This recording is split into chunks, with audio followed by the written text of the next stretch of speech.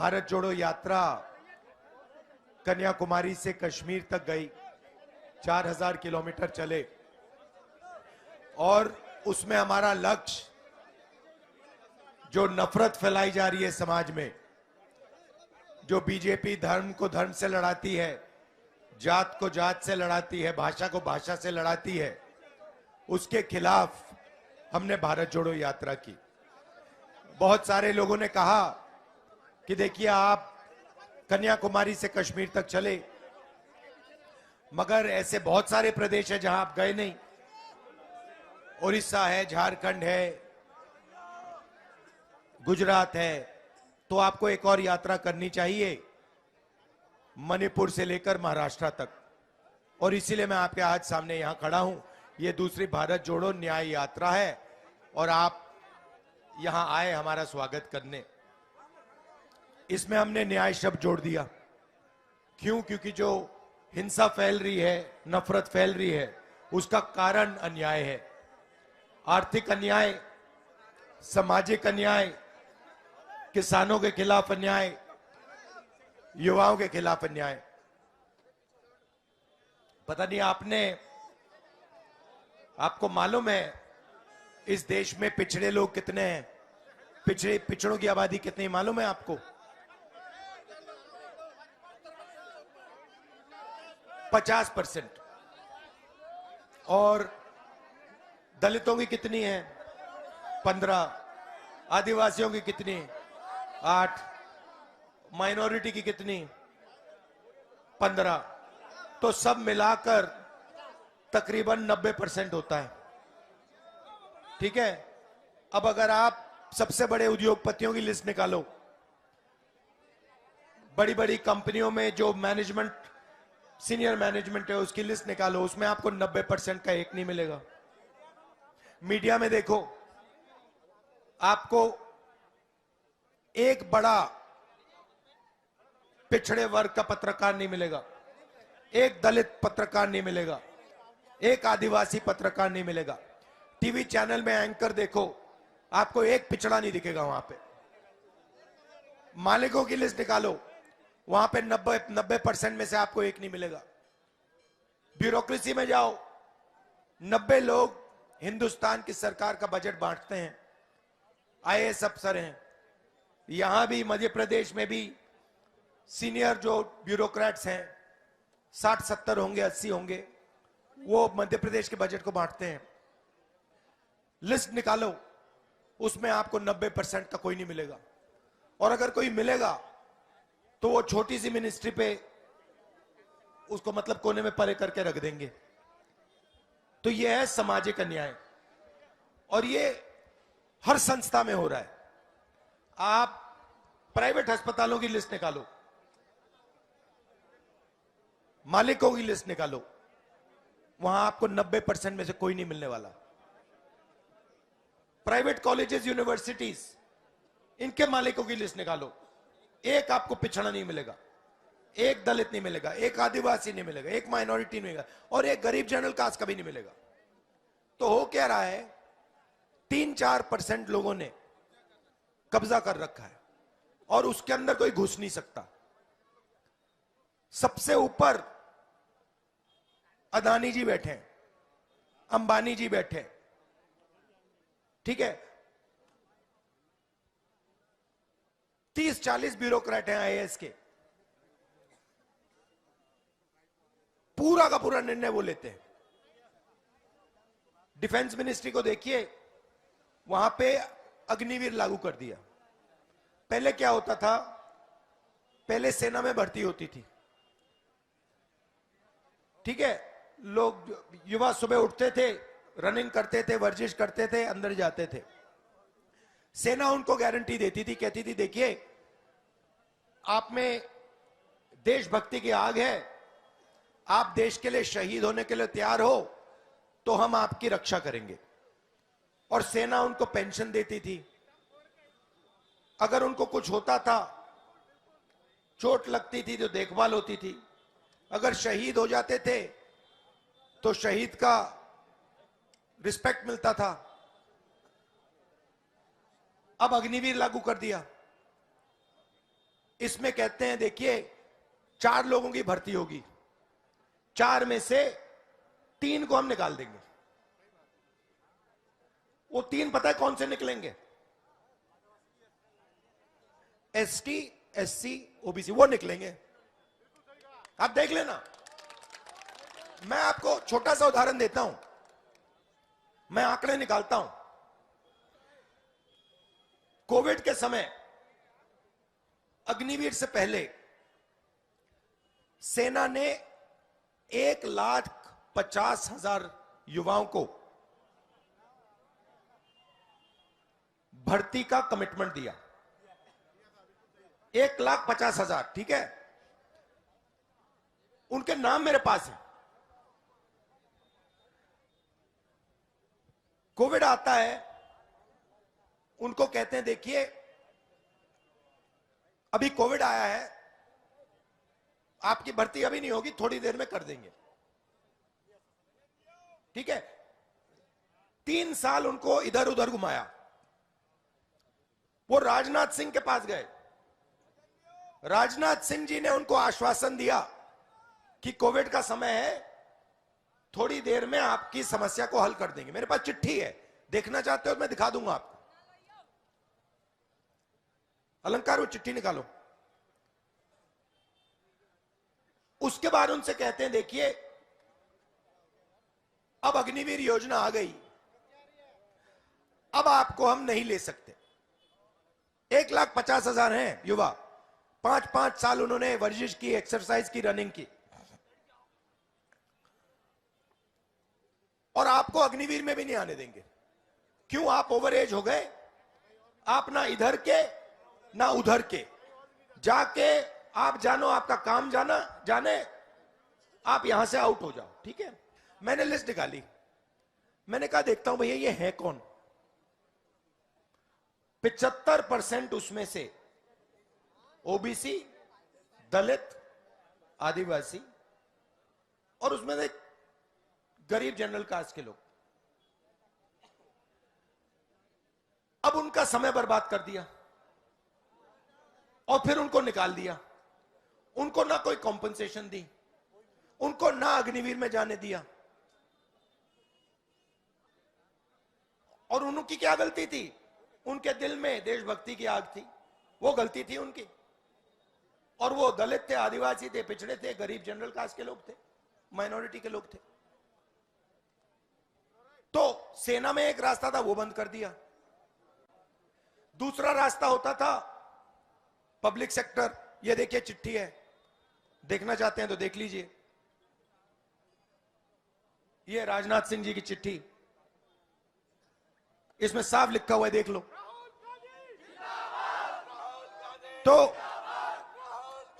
तो वो कहते हैं देखिए आपको घबराने की जरूरत नहीं है, आपकी भर्ती हो जाएगी। 3 साल उनको घुमाया और फिर 1,50,000 है वो। अच्छा ठीक है, अगर 10 लड़के होते, 15 होते, 100 होते, वो अलग बात है। भाई 1,50,000 लड़कों को उन्होंने परे कर दिया। अब क्यों किया मैं बताता हूं आपको। ये लड़का है भैया, ये अपनी राइफल दिखाना जरा थोड़ा। ये देखो, ये राइफल दिख रही है आपको? ये जो राइफल है, ये देखो। ये पहले राइफलें जो होती थी, इनको जो कारतूस होते थे, ये जो बुलेट प्रूफ वेस्ट पहनते हैं, इनके ये जो वेस्ट होती थी, ये सब पहले सरकारी कंपनियां बनाती थी। इंडियन ऑर्डिनेंस फैक्ट्री ये हथियार बनाती थी। अब गुजरात की नहीं भैया, यह बात नहीं समझे। उस पर ठप्पा लगता है अदानी का, ठप्पा लगता है अदानी का। वो बंदूक नहीं बनाता, वो है इजरायली बंदूक, रूस की बंदूक, इजरायली बंदूक, अमेरिकन बंदूक।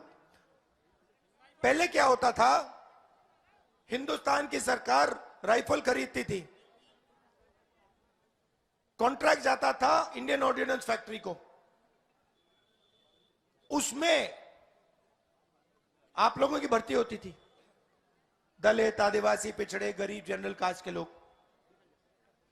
अब क्या हुआ, HAL, BHEL, Indian ordnance factory, इन सबको ये परे कर रहे हैं। और ये आप लोगों को बात समझ नहीं आ रही है, मैं बताऊं। क्योंकि ये आपकी पूंजी है, ये आपका है। अगर हवाई जहाज HAL बनाएगा तो उसमें भागीदारी आपकी होगी। क्यों? क्योंकि आपके लोग HAL में काम करेंगे। अगर हिंदुस्तान पेपर कागज बनाएगा उसमें भागीदारी आपकी होगी। क्यों? क्योंकि उसमें आपको नौकरी मिलेगी। ये राइफल जब पहले बनती थी उसमें आपका फायदा होता था, आपके लोग जाके काम करते थे, करोड़ों नहीं करते थे, मगर 50,000, 60,000, 1,00,000 जाते थे अंदर, उनकी जिंदगी बन जाती थी। अब क्या हो रहा है? ठप्पा अदानी का लग रहा है। जवानों को कहा जा रहा है भैया तू अग्निवीर बनेगा, मरेगा, शहीद होगा तो तुझे शहीद का दर्ज नहीं मिलेगा, दर्जा नहीं मिलेगा, तुझे ना पेंशन मिलेगी, तुझे ना कैंटीन मिलेगी, कुछ नहीं मिलने वाला। ब्रांडिंग पूरी की पूरी अदानी की होगी, हथियार इजराइल की टेक्नोलॉजी से बनेंगे, पैसा वो अदानी बनाएगा, आपके हाथ 1 रुपया नहीं पड़ने वाला। तो पब्लिक सेक्टर का रास्ता बंद कर दिया। अब भैया एक काम करो,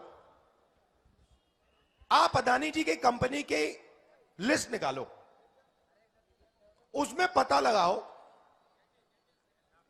उनकी फैक्ट्रियों में, उनकी कंपनी में, उनकी मैनेजमेंट में पता लगाओ भैया दलित कितने, आदिवासी कितने, पिछड़े कितने, गरीब जनरल कास्ट के कितने, पता लगा लो। एक नहीं है उसमें। तो पब्लिक सेक्टर का रास्ता बंद कर दिया। अब तीसरा रास्ता क्या था आपका? तीसरा रास्ता था एग्जाम करो, पुलिस में जाओ, पटवारी, सरकारी नौकरी करो।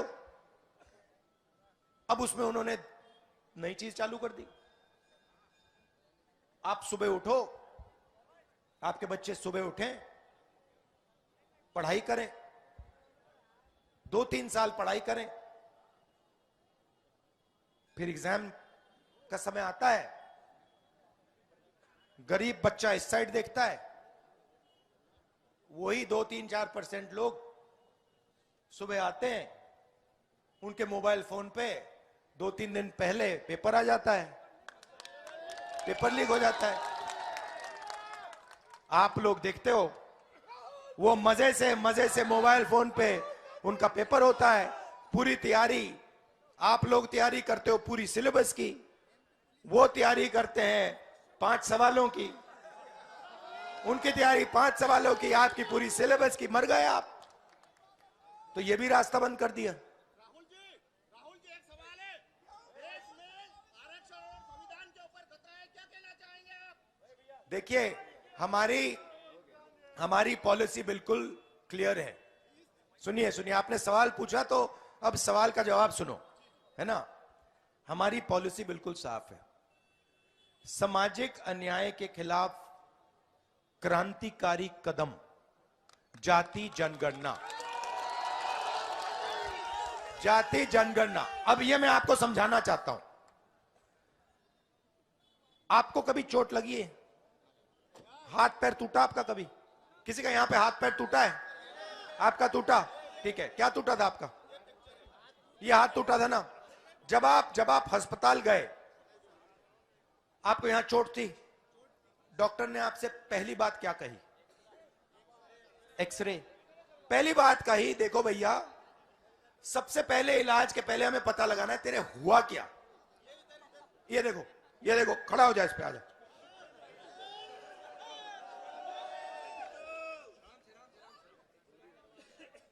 तो ये देखो, हाथ उठाओ ऐसे, इसको उठाओ, ये देखो, इसका हाथ टूटा। पहला काम डॉक्टर ने क्या किया? सर ओपीडी बनाई, नाम लिखा और एक्सरा।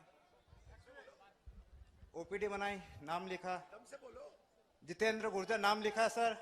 फिर एक्सरे का बोला। जी सर। एक्सरे का बोला, फिर एक्सरे लिया, फिर उसने कहा भैया इसमें फ्रैक्चर है, और फिर उसने कार्रवाई की, ये प्लास्टर लगाया। ये प्लास्टर उसने इतना अच्छा नहीं लगाया, मुझे लग रहा है बीजेपी वाले ने किया ये। कांग्रेसी से कराते तो चमकता हुआ सॉलिड प्लास्टर लगता। तो बैठिए बैठिए, तो नहीं यहां बैठो भैया, यहां बैठो,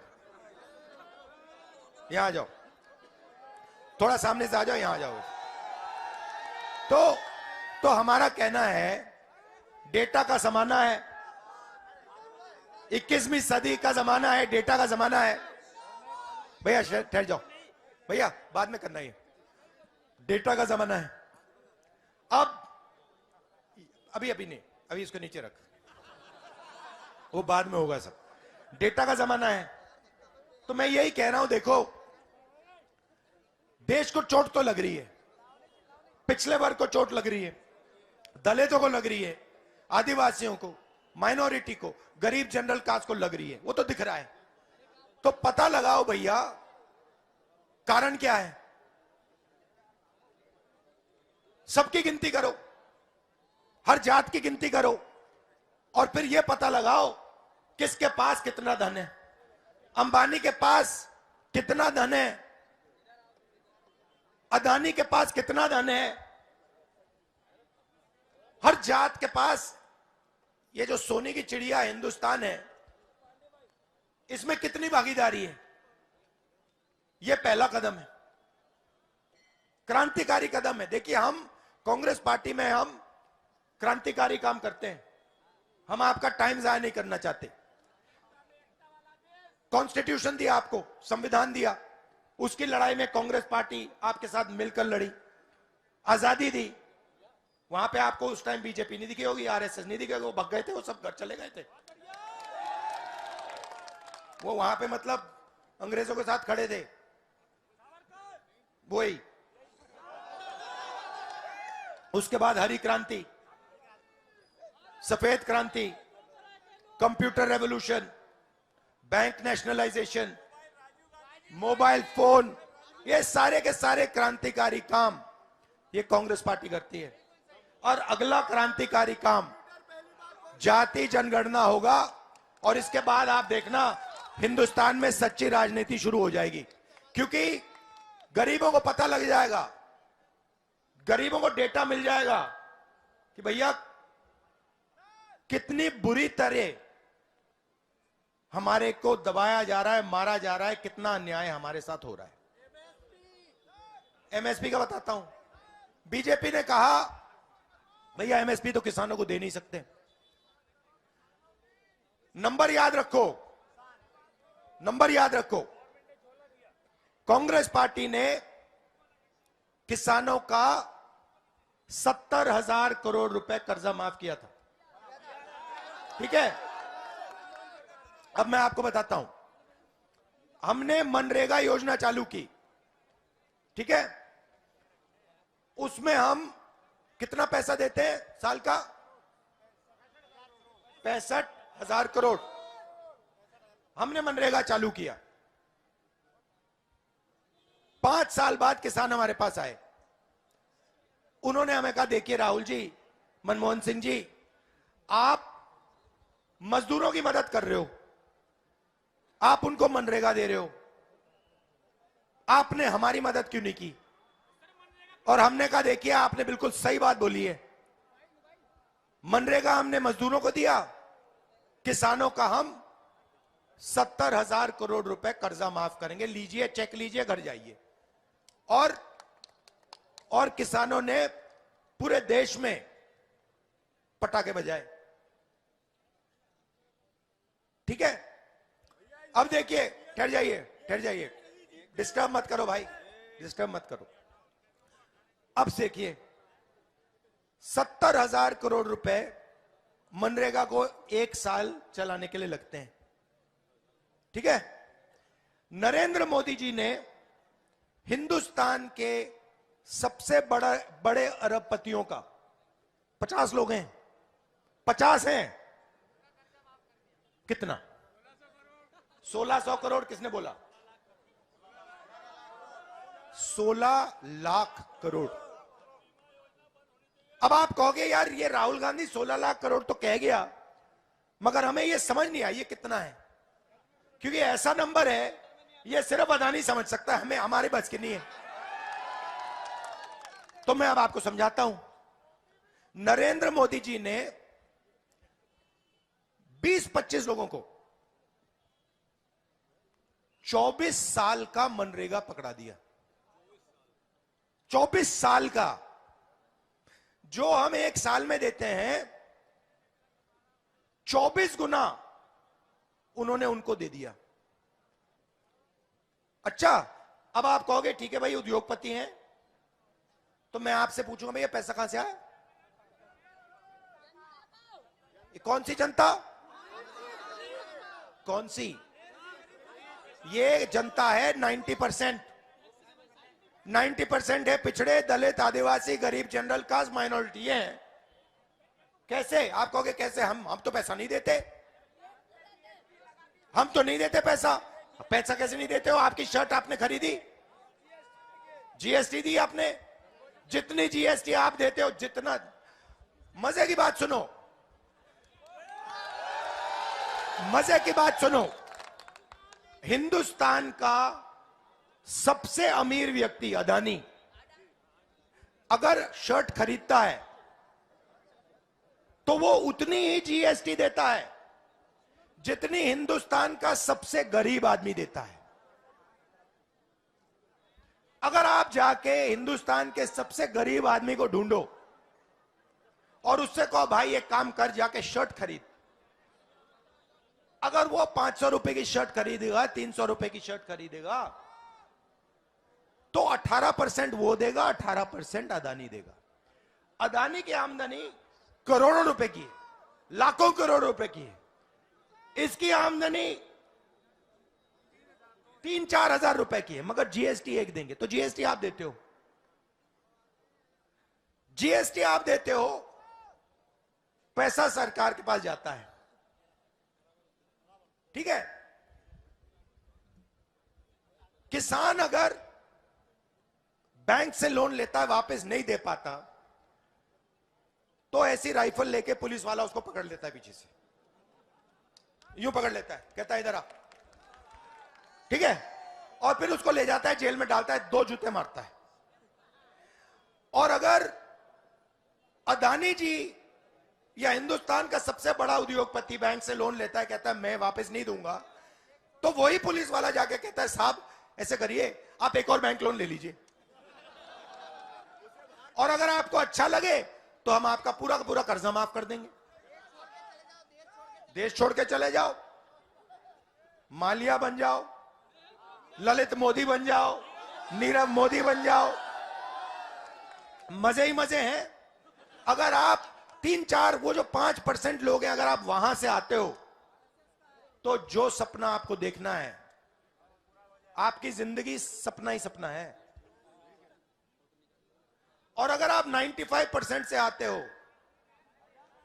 तो आप सच्चाई का सामना करो, भूखे मर जाओ, बच्चों को बेरोजगार देखो, और जो आपके सारे के सारे रास्ते हैं, एक के बाद एक, एक के बाद एक, एक के बाद एक, वो बंद होते जाएंगे। तो आर्थिक अन्याय हो रहा है, सामाजिक अन्याय हो रहा है। किसानों के, मैं भूल गया एमएसपी की बात, बीजेपी कहते हैं एमएसपी तो हम नहीं दे सकते, हमने मैनिफेस्टो में लिख दिया लीगल एमएसपी, जैसे ही हमारी सरकार आएगी लीगल एमएसपी हम किसानों को पकड़ा देंगे। तो ये मैं आपसे कहना चाहता था, अन्याय का जमाना है, अन्याय की सरकार है, और नुकसान आपका हो रहा है। ये जो बेरोजगार युवा घूम रहे हैं, ये जो, अच्छा भैया एक बात बताओ, ये मोबाइल फोन पे आप कितने घंटे, एक दिन में कितने घंटे लगाते हो? सर 2 घंटे। देखो देखो, मजे की बात देखो, 2 घंटे? जी सर। सच बोलो। सच में सर, बिजनेसमैन हो? अच्छा। आम युवा 6-7 घंटे मोबाइल फोन पे रील्स देखता है, 6-7 घंटे यूं यूं देखता रहेगा, रील रील रील।